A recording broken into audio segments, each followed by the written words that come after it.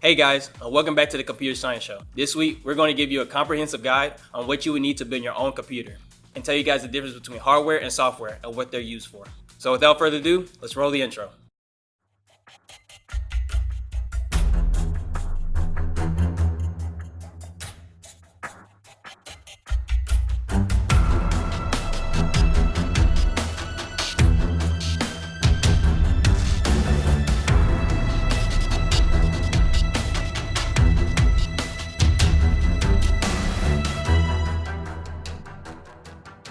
My name is Dallas, and this is the Computer Science Show, where we teach you about computer systems, hardware, software, data, and so much more. If you watched last week's episode, we talked about data and binary. If you didn't see it, click up right here. So let's hop right into it. Have you ever wondered how to build a computer? What parts you need to buy? How much do they cost? How they interact with each other?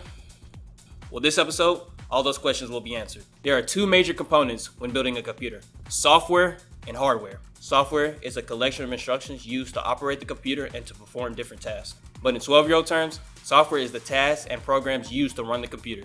Hardware is defined as the physical components needed for a computer to function. Last week we covered data, binary, and different ways the computer uses this information. These will all be examples of software that we would use. Now, while we don't want to focus on software for too long, we wanted to mention a much needed component when building a computer. Because if you don't, you can make the same mistake as our intern. Yeah, I thought we were going to talk about that. Oh, I'm not, but you will. Wait, nah. When building a computer, you'll need to purchase an operating system. But first, let's cover exactly what an operating system is. Y'all thought Albert was supposed to be doing this. Yeah, but he's busy. What's up, Dallas? Yeah, man, I just got here. Yeah, I'm finna go check out the storage closet to see if we got all the supplies. Remember the alarm went off last week, so I want to make sure everything's all checked out. Don't worry about me. It's will be all right. All right, man. See you. Well, anyway, an operating system is software that manages the computer. And since I'm here, I guess I might as well tell you guys about the four main operating systems you'll come across in your day-to-day life. Starting with my personal favorite, we have the Windows operating system. Created by Microsoft, this is the most common operating system that you will find on personal computers, with the most recent one being Windows 10. Next, we have Apple's very own Mac operating system, which is used by Apple's laptops and desktops. After that, we have Google's very own, the greatest, Android operating system. This operating system is used by a large amount of developers and companies and is primarily used in smartphones and tablets alike.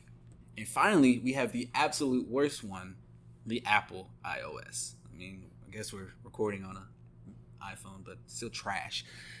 It's mostly used in iPhones, iPads, and iPods, but no one cares. iPhone's trash. Android's best. Well, anyway, there are plenty of operating systems out there, and there's plenty more I can say about them. But basically, all you need to know is that the operating system controls all of the core functions of the computer. So, without further ado, let's get right into hardware. Nah, man, let me get this one real quick. Wait, but I thought it was my turn to have No, you're an intern, not an employee. Yeah, forgot my seat.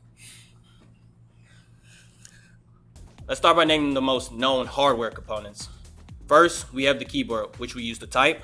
Next, we have the mouse, which allows you to move the cursor on the screen. And finally, we have the monitor, which shows the display of the computer. But these, while important when interacting with the computer, are not essential to the computer itself. Today, we want to talk about the lesser known parts of the computer. First up, we have the Central Processing Unit, or CPU for short. The CPU has four basic operations. It fetches instructions from memory, decodes those instructions to binary, executes those instructions, and finally stores output data into the memory. Basically, the CPU is just the brain of the computer. Next, we have the Graphics Processing Unit, or GPU for short. Basically, it just generates images for the computer to display. While a GPU is recommended, it is not a necessity for modern computers because a CPU can take the place of a GPU. Next, we have the Random Access Memory, or RAM, which is the temporary data stored in the computer that can be accessed at any time. The RAM allows the computer to do everyday tasks, such as loading different applications, playing different games, or even browsing the internet. The RAM also allows you to switch quickly through different tasks, so the more RAM you have, the better. Next, we're going to talk about the hard drives. There's two types of hard drives though. There's the solid state drives and there's the hard disk drives. Both of them store data for the computer. Now, what's the difference between a solid state drive and a hard disk drive? A solid state drive uses flash memory, which is more modern and faster, and a hard disk drive uses a magnetic storage, which is a little slower. Next, we have the power supply unit, or the PCU, which basically just powers everything in the computer. Computers also use fans because things can get a little heated inside. Next, we have the motherboard, which is the primary circuit board inside of computers. The motherboard kind of acts as a hub for all the other components to connect to, and this allows each individual part to work together to run the computer instead of individually. And lastly, all these components are stored inside of a computer case. Well, that is all for this episode, and now you have some knowledge on how to build a computer. Make sure you hit that like button, subscribe, and hit that notification bell so you never miss out on another video. I'll see you guys on the next one. 105, 104, 107. Looks like we got everything on the list. What the heck?